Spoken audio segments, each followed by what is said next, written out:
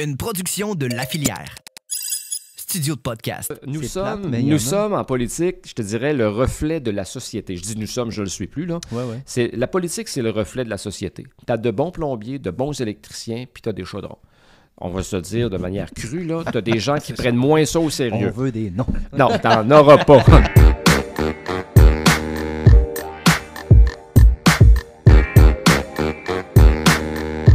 Alors, ça y est, on va partir ça aussi vite que ça.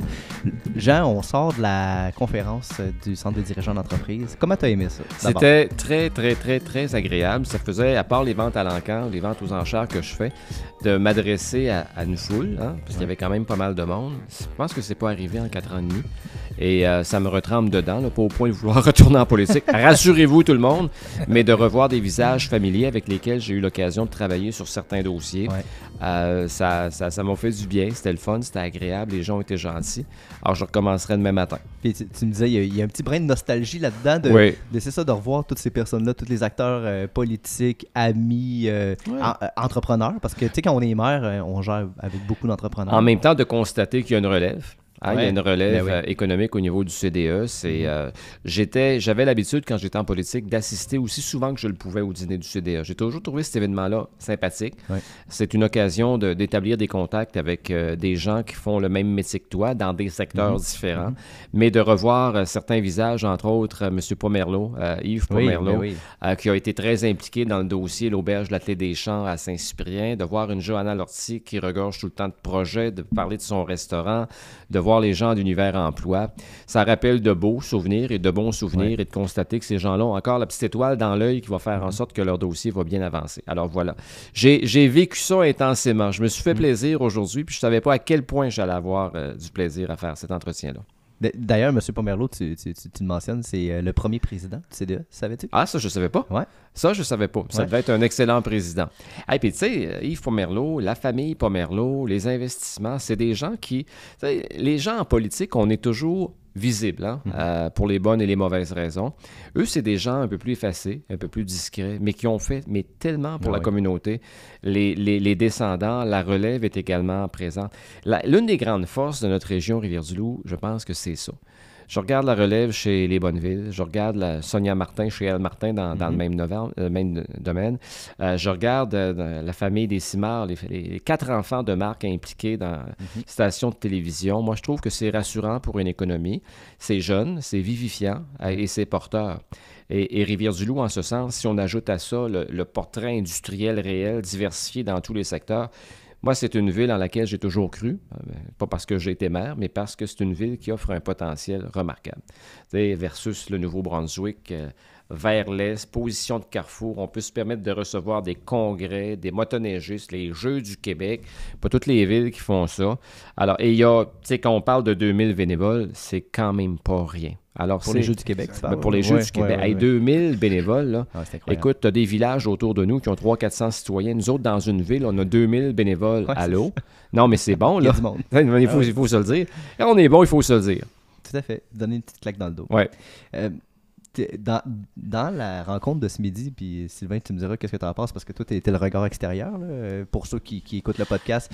Moi, j'étais sur la scène avec toi, Jean, et on jasait. Moi, je mangeais. Toi, tu mangeais pendant ce temps-là. Mais j'entends beaucoup parler d'économie. Puis tu sais, si en relisant sur ton parcours, je me rends compte, tu as été quand même, selon moi, dans le maire de l'économie. Tu sais, on touche tout à l'économie, les maires. Oui, absolument. Je dis on, je n'ai jamais été maire. Mais, on peut t'aider. On sait jamais. Ah, mais la vie est faite de surprises. Hein. J'ai toujours dit que la vie, moi, m'a amené là où je pensais jamais aller et la vie m'a amené là où elle pensait jamais me voir. Oui, c'est ça. mais tu sais, c'est ça, il touche tout à l'économie. Mais j'ai l'impression que toi, ça a été ton cheval de bataille. Puis même en tant que député, l'économie. Alors qu'aujourd'hui, je pense que tu pourrais plus faire la même politique, ça se peut-tu? Non. Aujourd'hui, imagine là, tous les discours économiques que j'ai faits dans ma vie politique, j'ai été 18 ans élu. Soit dit en passant, c'est un grand privilège. Je parlais d'économie, j'expliquerai pourquoi j'ai été marqué par ça. Imagine, moi, je promettais puis je m'engageais à favoriser l'émergence ou la création d'entreprises. Je voulais créer des emplois. Ça, c'était mon dada politique. Imagine-moi aujourd'hui, là, avec un micro, dire, écoutez, je m'engage au cours des 4 prochaines années à créer des emplois, à faire en sorte là, qu'on puisse vous offrir des jobs bien payés. Écoute, le monde, il ne veut plus ça. Là. Sérieux, on veut encore travailler moins qu'avant, mais j'ai vécu la politique où on cherchait des employeurs, puis aujourd'hui, on cherche des employés. Alors, mon discours ne passerait plus. Il faudrait que je rafraîchisse mon discours. Puis, à quelque part, ce serait compliqué. Parce que dans mes gènes, dans mon ADN, dans mon sang, l'économie, ça a toujours occupé une place importante. Et je pense que je suis arrivé au bon moment, à la bonne place dans le temps politique. Tu sais, dans ces années-là, puis on a peine à s'imaginer ce que ça représentait à l'époque, mais on avait des taux de chômage dans notre coin de pays de 10-12 %. Et les jobs payants dans notre coin de pays, il n'y en avait pas tant que ça. Dans les années 80-90, tout le monde voulait aller travailler chez FF Souci parce que c'était renommé comme étant l'entreprise payante. Okay? Compétence ou pas, on voulait aller chez Souci. Tu avais quoi? Tu avais Prelco et tu avais Fraserville. C'est d'ailleurs Distribution Fraserville, qui était une entreprise de distribution de produits pharmaceutiques qui a marqué ma vie politique à jamais. Quand il y a eu la fermeture, si ma mémoire est fidèle, c'était en 1989. Moi, je suis au bureau d'Albert Côté, député, et on reçoit un communiqué un après-midi à l'effet que Distribution Fraserville ferme ses portes. Centaines de travailleurs, majoritairement des hommes, et j'ai souvent relaté ça dans des entrevues, des gens qui, pour la plupart, avaient à ce moment-là l'âge que j'ai aujourd'hui. Des personnes qui n'avaient pas terminé de payer leur hypothèque, qui avaient des enfants aux études, et puis qui étaient à la fin de ce qu'on appelait dans le temps, on appelle ça l'assurance-emploi aujourd'hui, là, la fin du chômage. Ouais. Moi, j'étais jeune, mais je pouvais imaginer, moi, je ne suis pas né qu'une cuillère d'argent dans la bouche. Là. Je veux dire, on était sur une ferme chez nous, jamais manqué de rien, mais je veux dire, les millions, on ne croulait pas sous les millions. Ça m'a touché là, au point où je me suis dit, si un jour, je me retrouve assis dans le fauteuil du pilote de l'avion aux commandes du comté, ça va être ça, mon dada politique. Et c'est devenu, je dirais pas une obsession, mais c'est devenu ma priorité prioritaire. T'sais? Alors moi, je me levais le matin et je me disais, écoute, sur le plan économique, qu'est-ce qu'on peut faire? Les années ont passé, puis quand je suis devenu maire, ben là, je me suis retrouvé avec un pouvoir entre les mains, la possibilité. Et j'ai été chanceux parce que quand tantôt j'ai dit que je suis arrivé au bon moment, Mme Lévesque terminait son mandat. Elle avait conclu des ententes pour avoir une nouvelle source d'approvisionnement en eau potable du côté de Saint-Modeste. Donc, c'est venu sécuriser notre approvisionnement en eau. Elle avait investi au niveau des infrastructures. En d'autres termes, là, j'ai tout en main, puis il y a de l'espace dans le parc industriel pour développer. Alors, quelqu'un d'autre ne l'aurait peut-être pas fait, mais moi, c'était mon ADN et j'ai proposé ça aux citoyens qui ont accepté. Tu sais, puis je vais aller loin que l'anecdote. Non seulement on avait des services, mais l'aqueduc, quand Viande du Breton s'est installé à Rivière-du-Loup en 2002. Moi, je me souviendrai tout le temps, toute ma vie, là, en 2002, je suis assis le matin devant mon écran de télévision, puis mon écran est plein de fumée. Là, c'est l'incendie du Breton à Notre-Dame-du-Lac. J'étais loin de me douter qu'il viendrait s'installer chez nous. Mais quand Vincent Breton, 3 mois plus tard, est arrivé, il s'est installé dans mon bureau, puis il m'a dit, « Monsieur le maire, moi, j'ai besoin de 2 choses. Hein. J'ai besoin de reconstruire, parce que je suis assuré pendant 1 an, il faut que je reconstruise. Parce qu'au bout d'1 an, c'est terminé. Il faut que je garde mes clients. J'ai besoin d'un terrain. J'ai dit, j'ai ça. Et j'ai besoin de 1000 mètres cubes d'eau par jour. C'est du jus, là. Mais moi, j'ai répondu à ça, j'ai aucun problème. Parce qu'on venait d'optimiser le rendement de l'usine de filtration. On avait la Rivière-du-Loup comme site d'approvisionnement et nous avions Saint-Modeste comme sécurité. Alors, j'ai dit oui aux 2. On est allé voir le terrain. Et ça s'est passé en 1 semaine. En 10 jours de négociation, on avait une entente industrielle. C'est ça que ça a permis, puis c'est ça qui a changé la face de Rivière-du-Loup. Quand tu arrives dans ces années-là avec 40 millions d'investissements, plus 400 jobs en même temps, même si ce n'était pas des jobs à 35$ de l'heure, c'était des jobs. Là, ça a amené Walmart, ça a amené un paquet d'affaires à Rivière-du-Loup. C'est là que ça a explosé. Alors, voyez-vous, c'est ça. Alors, l'économie, dans le temps de Fraserville, si je fais un parallèle, là, dans le temps de Fraserville, je n'avais pas rien. J'avais rien à leur offrir. Le temps a fait en sorte qu'ils se sont expatriés, certains ont déménagé, mais on n'avait rien. Imaginez, là, si vous avez une famille demain matin, vous avez des obligations, puis il n'y avait aucun indice, là, 6 mois avant ou 3 mois avant. Un matin, tu entres, c'est un peu comme perdre une élection. Tu as un avis comme quoi tu as 2 semaines, puis ils vont te donner 2 semaines de salaire, puis c'est fini, puis tu tombes sur l'assurance chômage. À 40 ou 50 % de ton salaire dans ces années-là, honnêtement, tu ne vivais pas riche. Fait que moi, ça, là, quand tu vois du monde de 50 ans pleurer dans le bureau du député parce qu'ils ne savent pas, parce que tout ce qui les attend, c'est l'aide sociale, puis en même temps, ils n'ont pas droit parce qu'ils ont accumulé quelques biens, tu sais, à force de travailler, puis là, ils disent, écoute, je vais être obligé de me débarrasser de ça, de vendre ça, je n'ai pas droit à l'aide sociale. C'était un drame effroyable. Il n'y a pas de mots pour décrire ça. Puis moi, ça m'a touché. Ça m'a touché. Et ça m'a défini sur le plan politique. Ça m'a, j'aime pas le dire, mais ça m'a comme rendu service. Tout le monde, plein des gens peuvent être politiciens. Mais à mon avis, pour être politicien, puis être un pas pire politicien ou une bonne politicienne, d'avoir des valeurs qui t'habitent, d'avoir un idéal, puis de savoir où tu veux amener ta machine. Qu'est-ce que tu veux faire?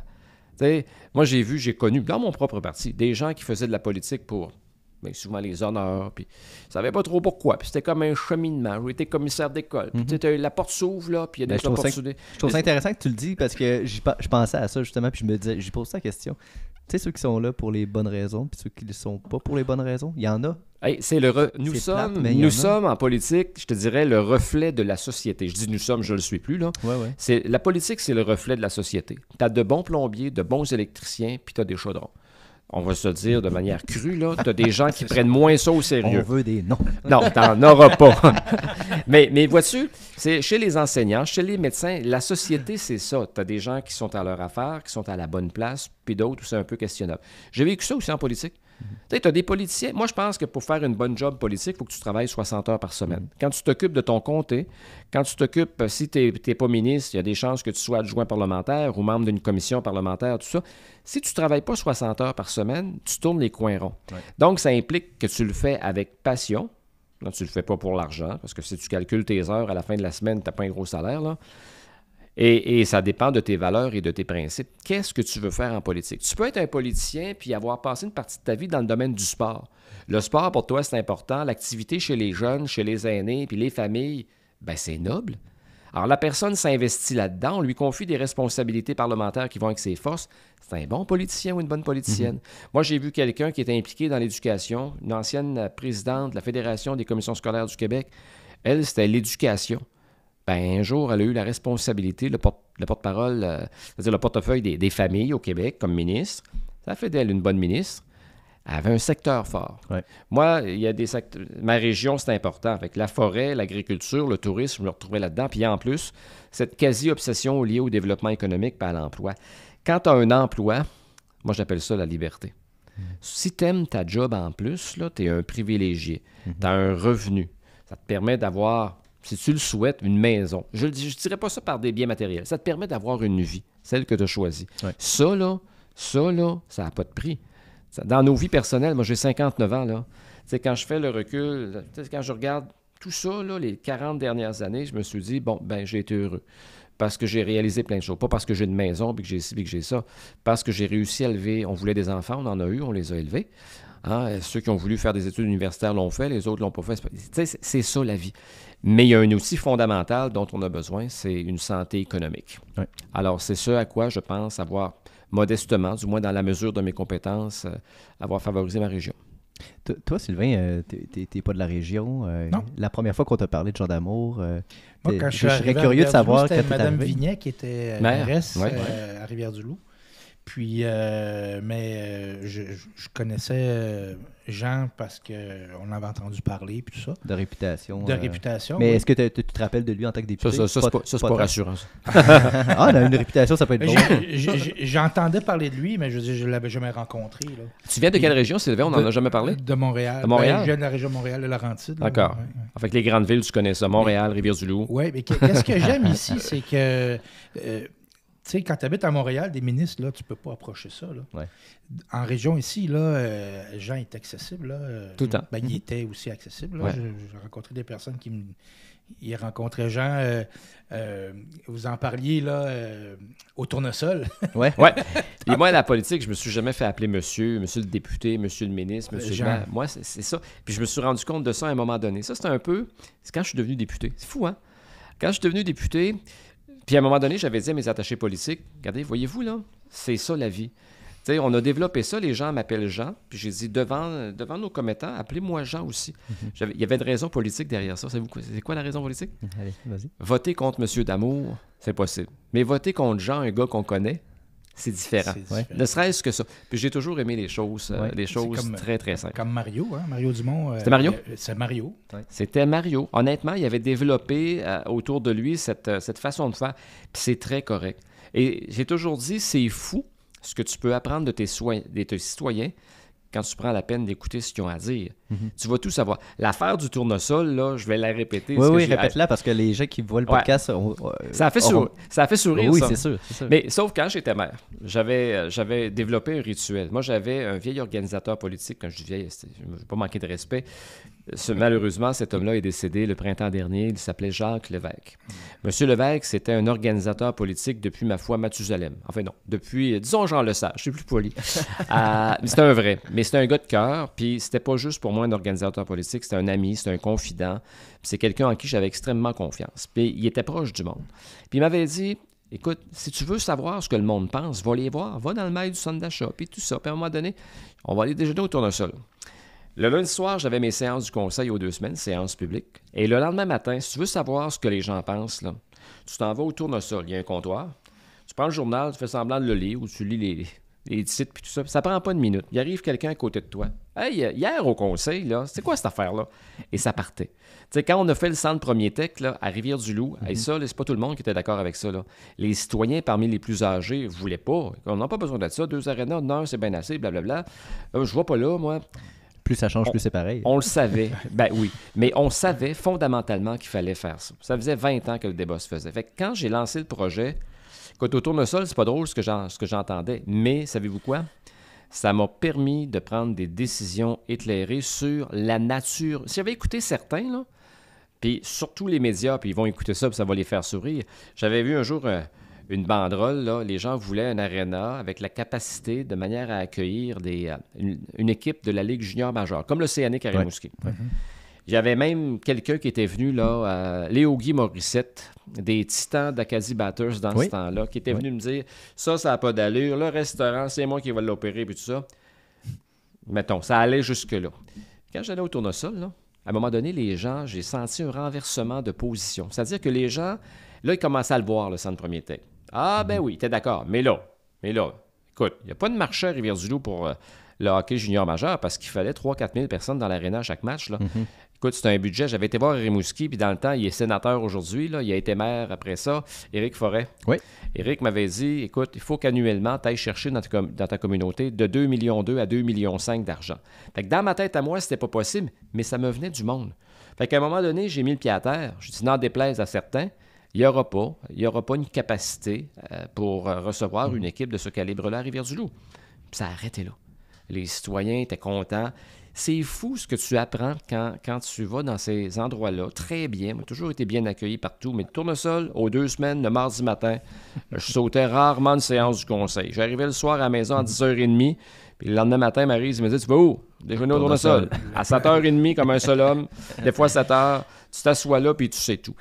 La politique, c'est ça. Est-ce que tu as gardé ça? Ben, je ne sais pas le tournesol, mais cette proximité avec le peuple. Puis, tu sais, te dire, moi, j'ai été élu par ces personnes-là. Ben oui. Je suis un représentant de ces personnes-là. Tu sais, des fois, les politiciens, à la limite, on les voit comme là. Mais, erreur. Mais c'est une perception normale. Tu viens, comme tu as dit, le lendemain matin de l'élection, là, quand tu l'as perdu, tu étais comme moi puis Sylvain. Tu n'étais plus un politicien. La veille, j'étais aussi comme David et Sylvain. Sauf que la perception des gens est différente. Exact. Les yeux des citoyens, ça les surprenait de me voir arriver dans les dîners spaghetti. Moi, il y a un serment que je m'étais fait. Puis c'est très sincère, les gens qui sont près de moi le savent. Quand j'ai été nommé ministre, il y a eu un petit combat intérieur. Parce que ma marque de commerce à moi, c'était d'être présent sur mon terrain. Il y a eu des étapes là-dedans. Maire, c'était facile, petit territoire. Député, la première fois, c'était aussi facile. Rivière-du-Loup-Basque, 24 municipalités. À un moment donné, on m'ajoute le Témiscouata. Là, ça passe à 43, mais je réussis. Ça me coûte ma vie de famille parce que les fins de semaine, j'acceptais entre 3 et 5 événements.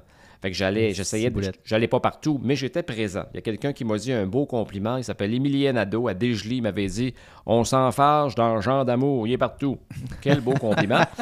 Mais quand je suis devenu ministre, là, je me suis dit, il ne faut pas négliger le comté. Puis au contraire, là, tu sais, l'argent a sorti beaucoup, puis ça allait bien. Il y a un prix personnel à payer pour ça, mais j'ai continué d'être présent. Là. Les dîners spaghetti, j'en manquais pas beaucoup. Puis si je mettais tous les brins de spaghetti l'un après l'autre, on part de Rivière-du-Loup, on fait le tour par la Gaspésie, puis on revient par le Nouveau-Brunswick. On a mangé du spaghetti. Oui. Mais ça a été ma force politique. On n'est pas 18 ans élu, à mon avis, par hasard. Et cette proximité-là avec le monde, là, des fois, je disais ça à des collègues de Montréal, ils ne comprenaient pas. T'sais, à Montréal, t'es plus, tu disais, Sylvain, tantôt, on est plus anonyme un peu. Là. Ouais. Mais ici, moi, je les avais habitués à ce style-là à la mairie, ils ne s'attendaient pas à autre chose.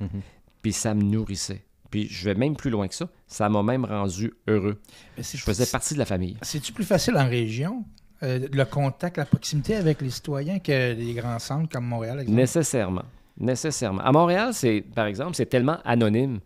Tu sais, quand tu vas à Montréal, les gens marchent sur la rue, ils se connaissent pas, ils se regardent pas, ils se parlent pas.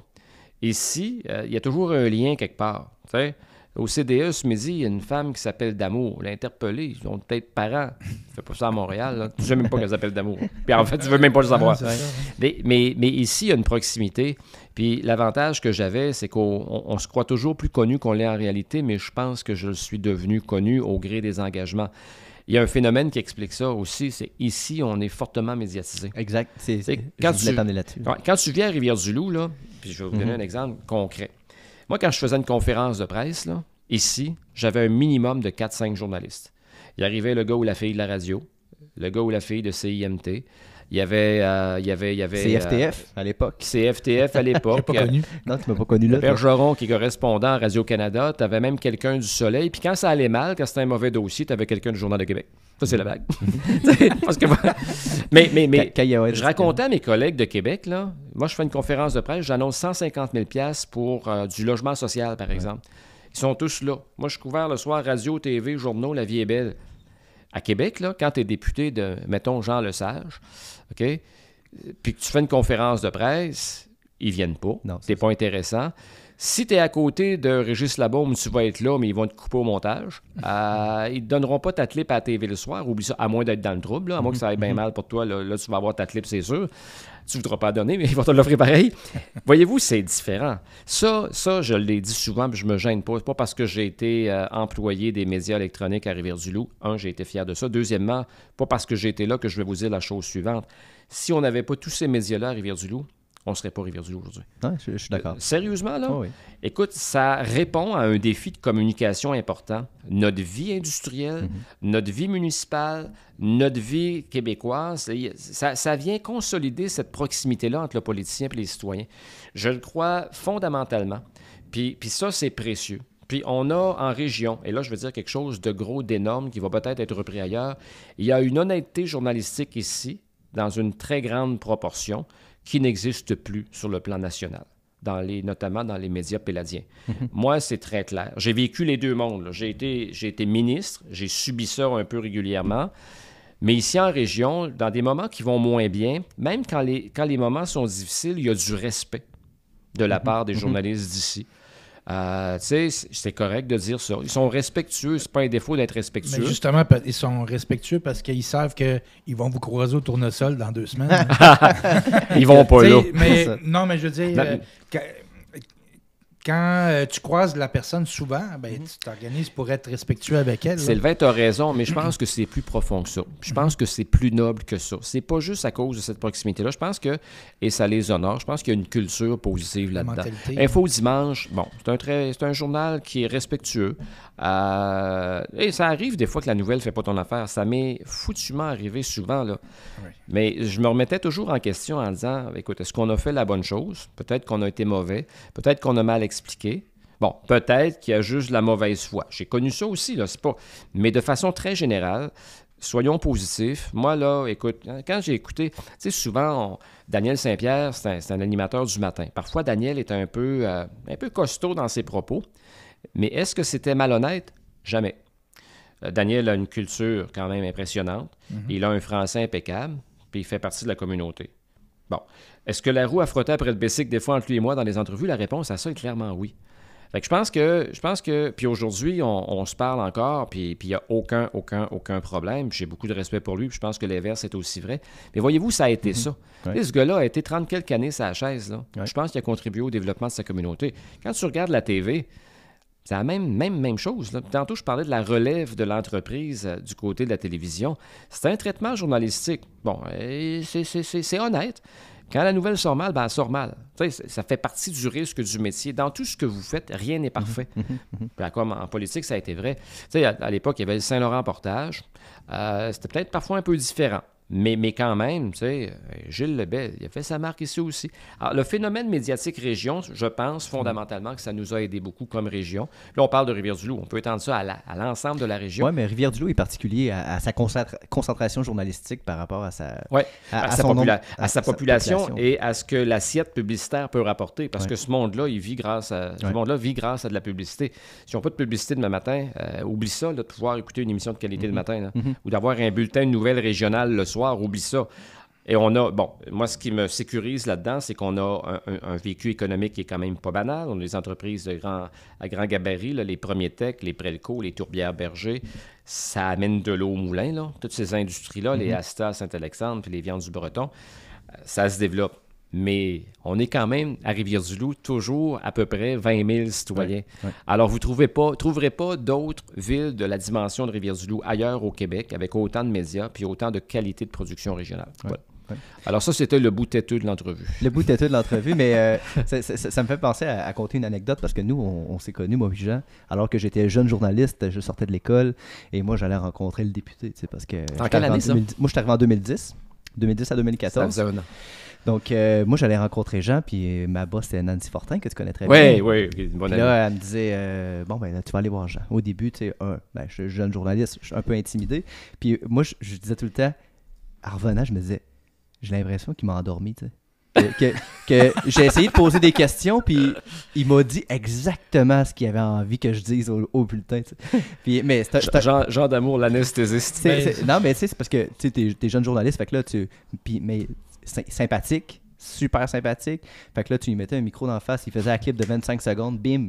Puis, tu sais, j'avais toujours eu la difficulté à avoir une clip de 5 secondes. non, mais c'était particulier. Là. 25 secondes, c'est la moyenne à peu près de clips qu'on met, là, 20 à 25 secondes. Puis, boum, il rentrait en 25 secondes son idée, ça rentrait. Puis, tu savais que quand tu allais à une conférence de presse de Jean d'Amour, que tu allais le rencontrer pour un sujet, tu savais que ton topo du soir allait être bon parce que tu sais, il y a la couleur que vous avez vue ce midi pendant... Tu sais, t'es quelqu'un de coloré. C'est sûr, quand tu racontes des choses, c'est une belle fleur que je te fais, là. Mais merci. Mais ça fait longtemps que je voulais te le dire, parce que je le disais souvent. Jean d'Amour, dans le temps, il m'endormait. Il m'endormait parce qu'il... mais dans le bon sens du terme. Dans le sens que... Moi, je sortais de là, je faisais « Yeah, j'ai du stock », puis là, j'arrivais « Hey, j'ai même pas posé la question que je voulais faire. » Le topo est facile à faire. La conférence l'après-midi, tu as parlé 1 minute 10. Ouais, c'est ça. Il a fait le job. Vraiment? Non, ben là, t'exagères. 1 minute 10, c'est long. T'as paru là, toi aussi, hein?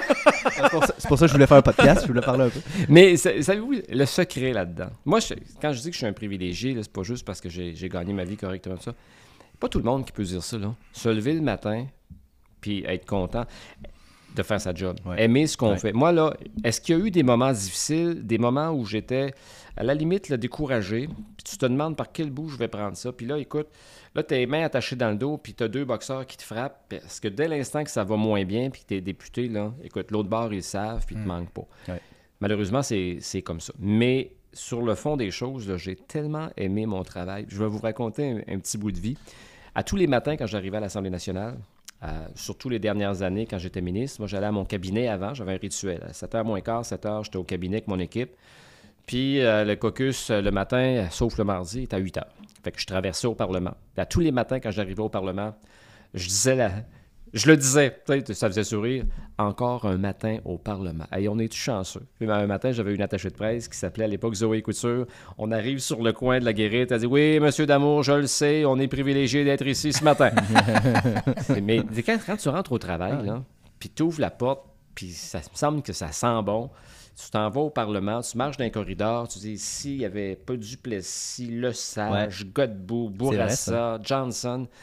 C'est de l'histoire. Moi, j'entrais là le matin de bonne heure, puis quand je partais le soir à 9h30, parce que le mardi soir, on siégeait jusqu'à 9h30, ben ma foi, j'étais content. Tu sais, fait que, tu sais, tout ça devient plus facile quand t'aimes ta job. Fait que quand venait le temps de faire une entrevue ou une conférence de presse pour annoncer un projet sur lequel tu avais travaillé 3 mois, 4 mois, 6 mois, même des fois plus que ça, là, quand j'ai annoncé la 185 en 2015 avec Denis Lebel du Fédéral, tu sais, qu'on était dans une roulotte pour le briefing juste avant de rencontrer les journalistes puis le monde.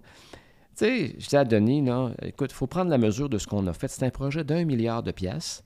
On part d'une situation d'une route où le monde se tue pratiquement chaque mois. Puis j'exagère pas, c'est pas du show là, que je fais là. Puis d'en arriver à annoncer un projet qui va sauver des vies, qui va sécuriser tout ça, qui va faire travailler le monde, on s'éloigne jamais de l'économie. Et ça s'appelle un privilège dans la vie. Moi, j'ai pu faire ça, j'ai pu contribuer. C'est pas moi, là, seul, honnêtement. Là. Sauf que je me suis présenté un jour avec sous le bras le dossier de la 85 au Conseil des ministres. Puis je suis soumis à un secret. Là. Ça dure 25 ans, ce secret-là, mais je veux dire, écoutez bien l'affaire, puis ce serait pas difficile pour vous de me suivre. C'est un ministre du Bas-Saint-Laurent qui arrive avec un dossier d'1 milliard. 1 milliard de piastres dans l'est du Québec. Okay? Dans l'est du Québec. J'ai des collègues autour de la table qui sont du centre du Québec, de la Mauricie ou de Québec, la capitale ou de la métropole. Puis moi, j'arrive, là. Tu sais, moi, je suis aux affaires maritimes. Puis comme ministre régional, dans mon comté, là, parce que tout le monde me regardait en disant « Ah, c'est bien, D'Amour, il va travailler pour son comté. » Ben, regarde, parce que je suis élu pour ça, là. 1 milliard. On l'a fait.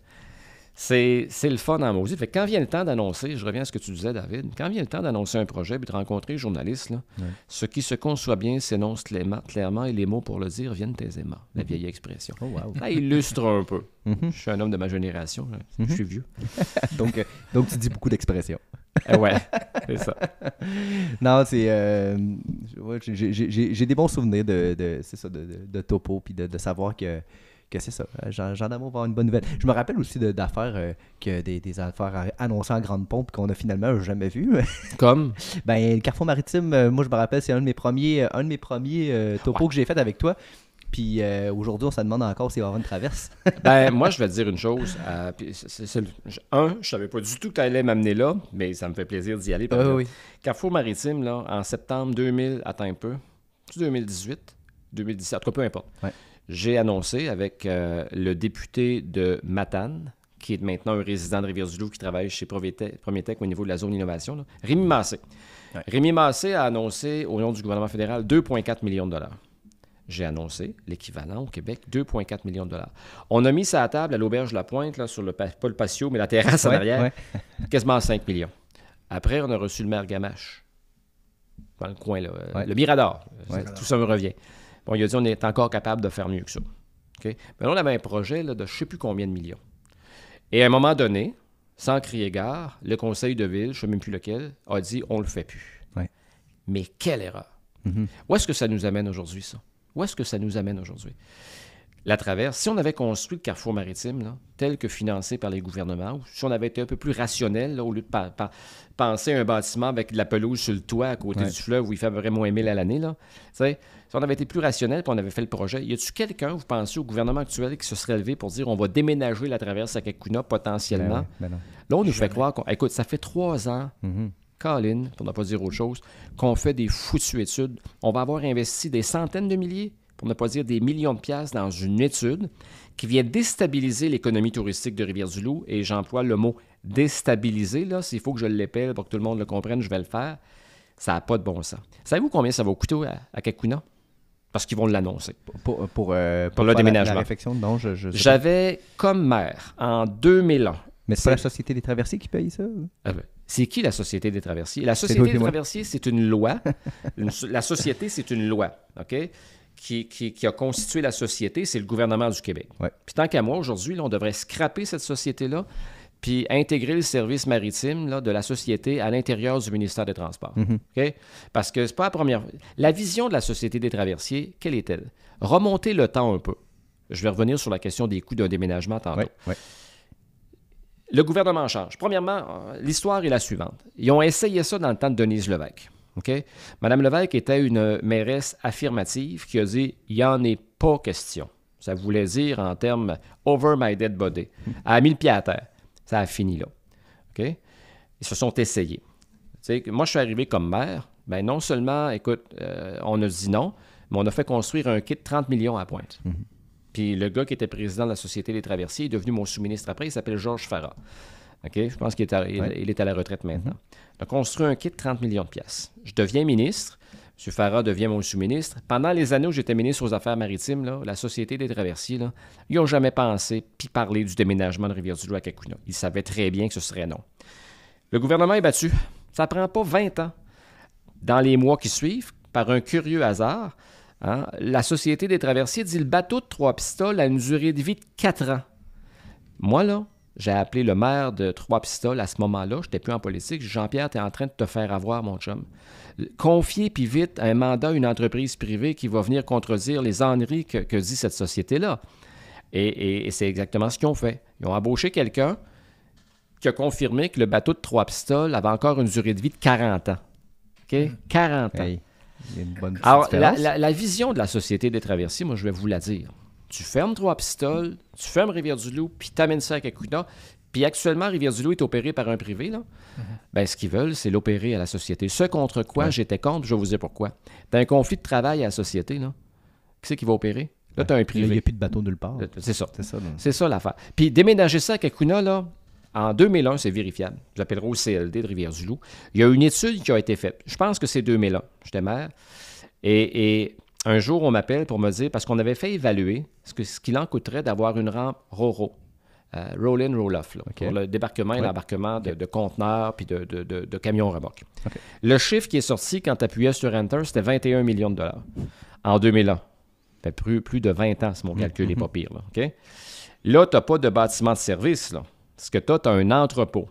Tu vas devoir cohabiter avec ce qui reste de transbordement commercial parce qu'il y en a, parce qu'il y a une usine de Lebel là-bas qui opère au niveau des granules. Ouais. C'est l'affaire la plus conne et la plus folle que j'ai jamais vue de ma vie. Puis là, ils vont vous parler là, des coûts de dragage. Moi, je sais des affaires parce que quand ils vont l'annoncer, moi, je vais sortir publiquement et je vais dire qu'est-ce qu'il y en est réellement des coûts de dragage. T'sais, premièrement, à Kakuna, il va falloir draguer. Pas aussi souvent. Rivière-du-Loup, c'est à chaque année, il faut en convenir. Mais il faut que tu vois autour de ça la configuration touristique. Il y a prenez par exemple les restaurants. Saint-Hubert, donnez un exemple. Qu'est-ce que vous pensez qui arrive quand le bateau arrive de Saint-Siméon? On arrête de manger. Ils vont manger. Saint-Hubert, il y en a partout. Tout le monde connaît ça. Fait qu'ils vont là. L'auberge La Pointe, c'est intéressant. Le petit restaurant, le Boucaneux, là, c'est peut-être bien un petit restaurant, mais il y a du monde qui travaille là-dedans. Qu'est-ce qui va arriver? Alors moi, là, je me méfie de cette étude-là. Je me méfie outrageusement de cette étude-là. Parce qu'il y a des gens actuellement qui sont embauchés, puis leur mandat, puis c'est de convaincre les gens.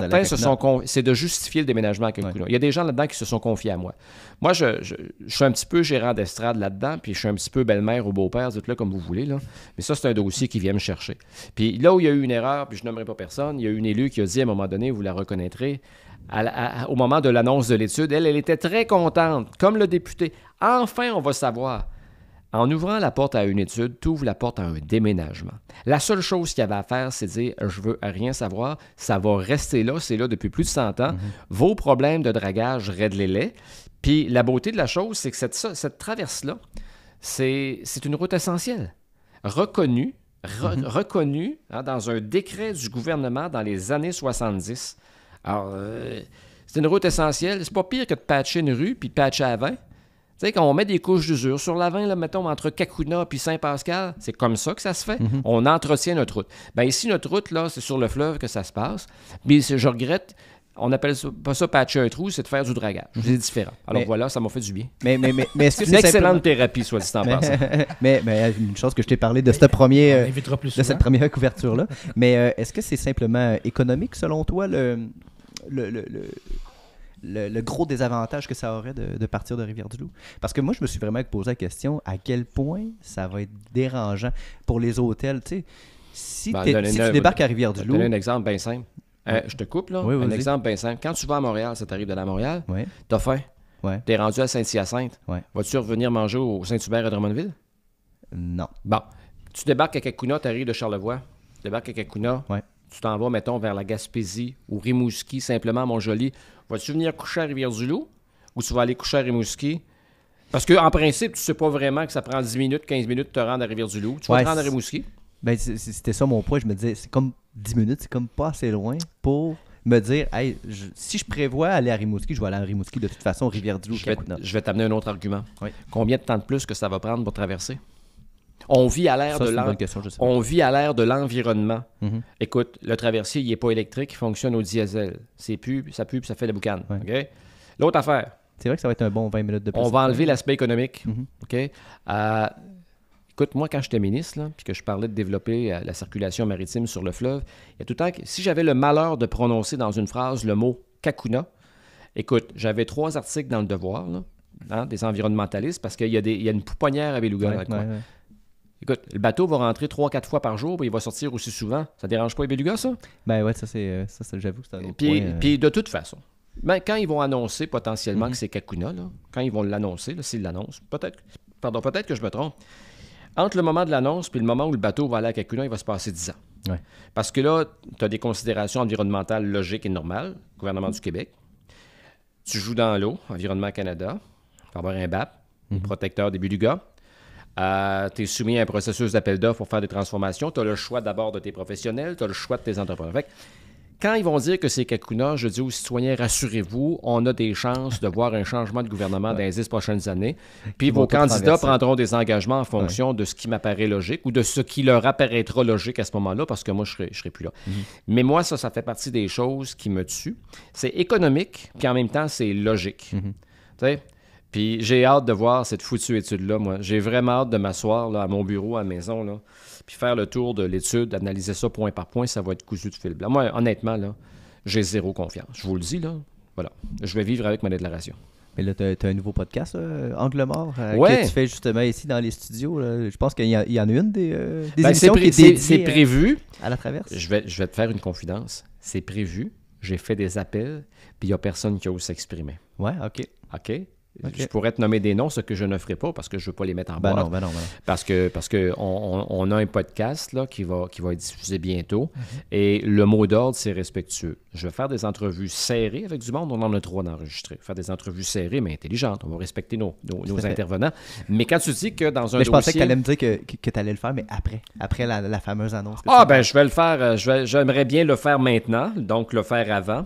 Ouais. Mais je ne me cacherai pas pour le faire après. Si les gens ne veulent pas répondre, je ferai 1 heure moi-même. J'ai tellement de choses à dire sur ce dossier-là. Là. Il va m'oublier ça. Et vous savez, je fais l'anecdote. Je fais une chronique à la radio, comme vous le savez, à Ciel FM. Et à chaque fois que j'ai l'occasion de parler de la traverse, faites-vous-en pas. Là. En temps réel, c'est rendu à la société. Là. Ouais. Alors, puis, écoute, je sais comment ça marche, les revues de presse. Hein? Je veux dire, j'ai été en politique assez longtemps. Mais moi, ce dossier-là vient me chercher. J'ai hâte de voir ce qui va rester de ça, parce qu'en campagne électorale, la dernière, tous les candidats, y compris notre députée actuelle, elle avait un préjugé très prudent dans le propos. Elle avait un préjugé favorable à Rivière-du-Loup. Comment va-t-elle jouer dans les corridors? Parce que c'est là que ça va se passer.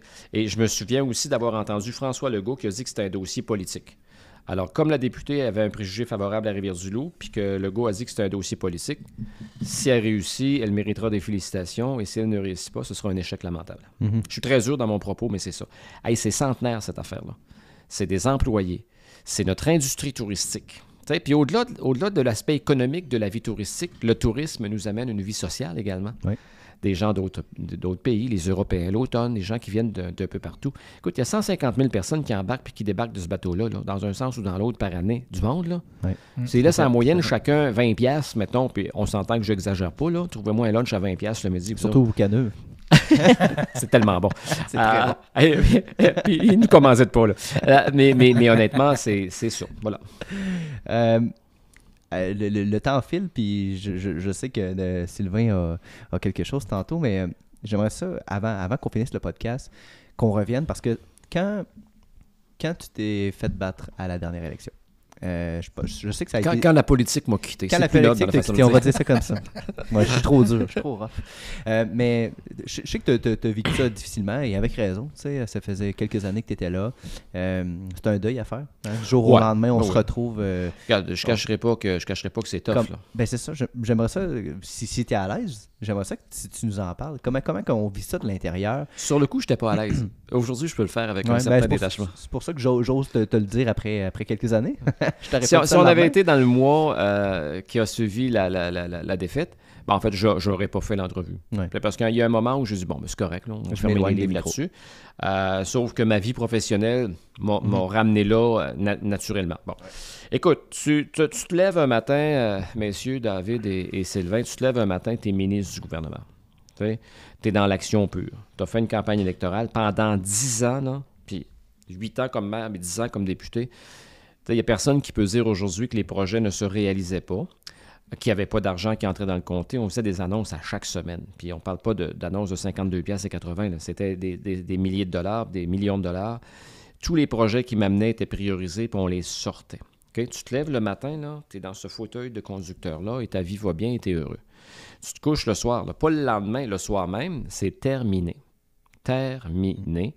Tu prends la mesure de ça dans les jours qui suivent parce que, bon, comme ministre, moi, j'étais jamais seul, dans le fond. Quand tu te déplaces sur le terrain, dans les régions du Québec ou dans ton comté, tu es la plupart du temps accompagné d'attachés politiques, de chefs de cabinet, d'attachés de presse. Comme ministre, ben, je bénéficiais d'une voiture de fonction avec le garde du corps. Et donc, on vient te chercher le matin tôt, puis on te ramène le soir. Puis entre les deux, là, je suis très occupé. Désolé. Entre les deux, il y a beaucoup d'occupations. Le seul endroit où j'étais seul, là, c'est aux toilettes. Puis quand je sortais, le garde du corps était dans la porte. Là, tout ça, le lendemain, là, la lumière s'éteint. Mm-hmm. La lumière s'éteint. Il n'y a plus personne. Et là, tu perds. Quand tu perds puis que ton parti demeure, tu es encore quelqu'un. Le monde te parle, ils ont besoin de toi encore. Tu as des contacts au gouvernement, ils veulent se servir de ton expertise, ton expérience, tes contacts, tout ça, c'est correct. Mais quand tu as perdu le pouvoir, écoute, je ne vous ferai pas croire que le téléphone sonnait à tous les jours pour avoir un emploi. Là. Oubliez ça, il n'y en a pas eu de téléphone. J'ai appliqué sur un poste et... C'est confidentiel habituellement. Oui. 2 jours après, ma candidature était aux nouvelles. Ah ouais. Il y a quelqu'un qui a coulé ma candidature. Moi, j'ai dit, si c'est comme ça, c'est comme ça. Et de fil en aiguille, bon, j'ai créé une entreprise en communication, puis on dit qu'il n'arrive rien pour rien, puis je suis bien content, là. Tu sais, mon boss, c'est moi, là. Ouais. OK? Mais est-ce que c'est dur? Écoute, bien malhonnête, celui qui te dira, ah, pas grave, tu sais. Ouais. Ben, si la personne te dit c'est pas grave, c'est qu'elle ou elle ne faisait pas ça pour les bonnes raisons, parce que sans dire que c'est grave, ça fait de la peine. J'ai eu de la peine de ça. Je pense que c'est normal. Écoute, j'aimais ça. Ouais. J'ai aimé ça. Puis en même temps, 18 ans élu, 5 victoires en politique, c'est pas rien. Il y a des gens qui essaient toute leur vie puis ça marche pas. Moi, j'ai eu 5 victoires, 5 belles soirées électorales que j'ai savourées.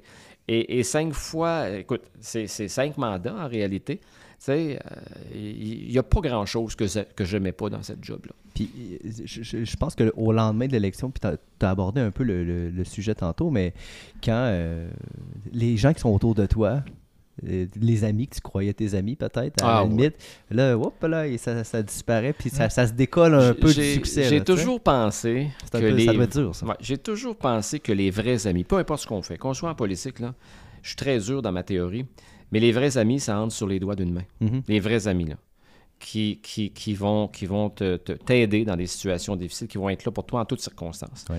En politique, la différence, c'est que quand tu es là, puis que tu es élu, bon Dieu que tu en as des amis.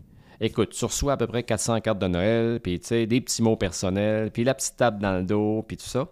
J'ai vécu, entre autres, je me souviendrai tout le temps d'une défaite 2007 où j'ai croisé sur le trottoir quelqu'un que je connaissais depuis à peu près toujours et la personne s'est penchée la tête comme ça. Ah ouais. Ça fait mais ça fait quelque chose. Parler à tous ceux et à toutes celles qui, comme moi, ont parcouru le sentier d'une défaite électorale, c'est flagrant. Ça revient. Mais il y a peut-être un peu de timidité aussi là-dedans. Pourquoi tu penses qu'ils sont timides?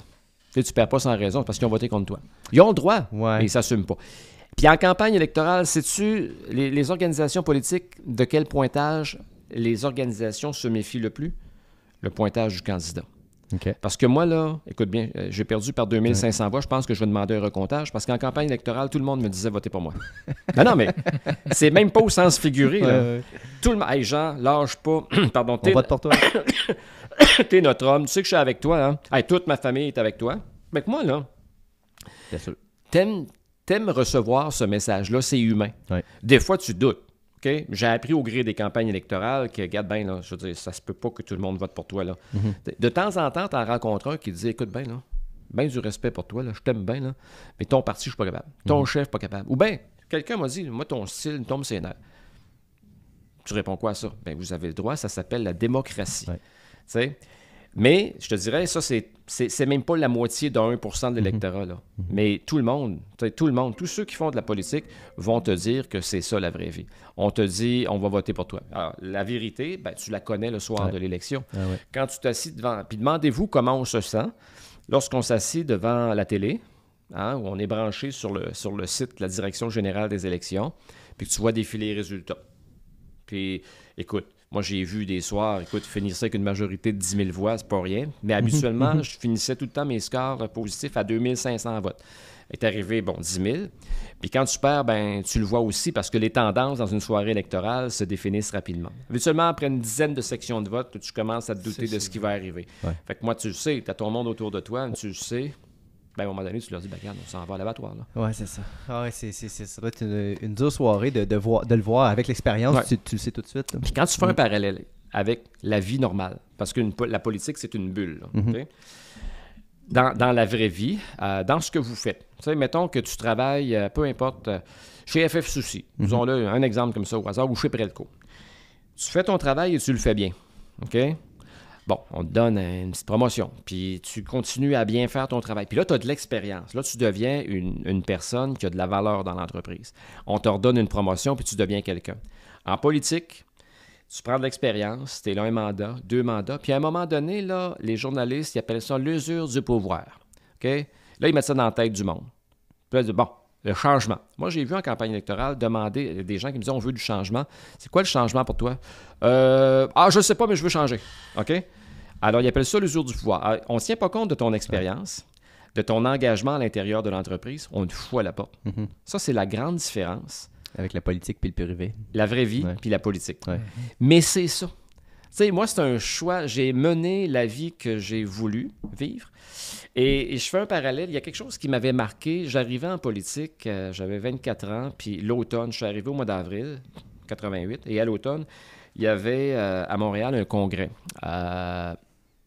On est tous là, les militants, les ministres, puis tout ça. Puis moi, je me retrouve à une table un dimanche matin. On faisait des déjeuners régionaux, Bas-Saint-Laurent-Gaspésie. Et il y avait un ministre qui s'appelait Gérard Delevesque. Gérard Delevesque qui a été longtemps le doyen de l'Assemblée nationale. Son record a été battu par François Gendron, mais jamais battu dans son comté. C'est ça l'ironie de l'affaire. Il me dit, tu sais, Jean, c'est quand on se présente en politique, c'est pour se faire battre un jour. Lui, ironiquement, il n'a jamais été battu. Ça a toujours resté en moi, puis ça m'a toujours habité pendant mes campagnes électorales. Bon, j'ai perdu, mais j'ai gagné plus souvent que j'ai perdu. Je ne peux pas faire 18 ans de vie de politique active sans être élu de temps en temps. Puis en plus d'avoir été élu, j'ai été 6 ans attaché politique pour un ministre, puis j'ai été 1 an et demi président de mon parti. J'ai vécu aux côtés de mon chef une campagne électorale où on est redevenu un gouvernement majoritaire. Un privilège de même. J'ai dit à son entourage, merci beaucoup. Depuis Duplessis, c'était pas arrivé 3 mandats consécutifs. C'est comme ça. Et majoritaire en plus. Écoute, j'étais bien content de ça. J'ai vécu des belles affaires. Puis il y a eu aussi un bout comme ministre où, comme j'étais à la barre d'une stratégie maritime, développement maritime, ça implique un développement international. Écoute, j'ai eu l'occasion d'accompagner le port de Montréal jusqu'à en France, Marseille. Le siège social de CMA-CGM est là. Alors, le président de ça, Jacques Saadé, père et junior, était là. Le père est décédé maintenant. Tu sais, tu te dis, j'accompagne la direction du port de Montréal à Marseille, en France. J'ai été à différents endroits. Il y a une semaine, j'ai dirigé une mission de 24 Québécois, les chantiers maritimes, puis tout ce monde-là. On a fait les Pays-Bas, on a fait la Belgique et on a fait la France en 1 semaine. 7 jours d'une grande intensité. T'es brûlé, mais c'est des expériences qui restent. J'ai fait un congrès sur les biotechnologies marines en Norvège, à Oslo. Je suis allé dans les usines de pêche en Islande. Puis j'ai fait 2 visites alternées avec Philippe Couillard à l'Élysée, à Paris. On a fait ça. La délégation, je ne savais pas que j'allais aimer ça. Mais la première mission internationale que j'ai faite, là, dans des rencontres bilatérales, j'avais les genoux qui frappaient ensemble. Quand j'ai fait un discours devant la communauté européenne aussi, ça, c'était quelque chose. Mais est-ce que je peux me plaindre de ça? C'est des affaires que j'ai vécues, ça. C'est un bagage extraordinaire. C'est un beau parcours. Vraiment un beau parcours. Puis les rencontres de vie, les expériences de vie, ça va tout le temps te rester gravé. On n'a pas parlé, mais à travers tout ça, il y a une famille. Hein? Oui, tout à fait. Pour eux, puis on pourrait parler 2 heures de ça. Mes enfants et ma femme, ma conjointe, ont payé un prix très, très, très, très élevé. Ça leur a coûté cher, la politique, puis je parle pas d'argent. Puis j'étais chanceux. Maryse, elle a une profession tout à fait différente de ce que j'ai fait, les pharmaciennes. Puis les enfants, c'est elle qui s'en est occupée. Ça, dans toutes les entrevues où j'ai l'occasion de le dire, puis de lui rendre hommage, je le fais. Les enfants, elle s'en est occupée très, très, très, très correctement. Les enfants ont subi ça indirectement, puis encore aujourd'hui. Ils ont des personnalités, mes enfants. Souvent, c'est le fils de Jean Damour. Non, oui, mais en même temps, c'est une affaire. Moi aussi, j'ai eu des parents, puis ils s'inquiétaient, puis ils écoutent les nouvelles, puis c'est pas toujours le fun. Mais la question, si j'avais demain à recommencer, est-ce que je recommencerais? Est-ce que tu recommencerais? Pas demain, maintenant. Mais je ne ferai plus de campagne électorale. Mais il ne fait plus de campagne électorale. Là, je vous ai eu.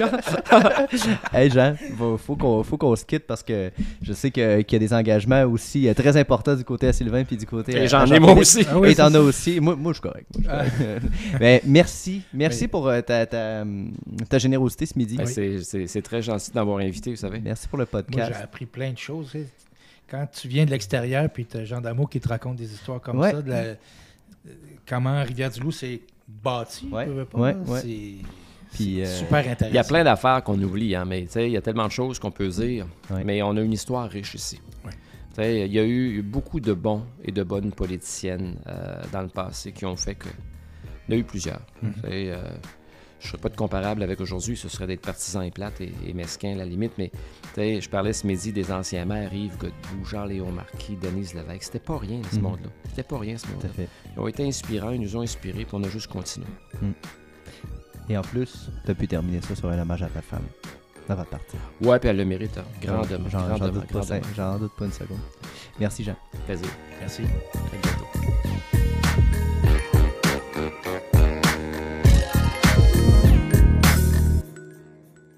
Une production de La Filière. Studio de podcast.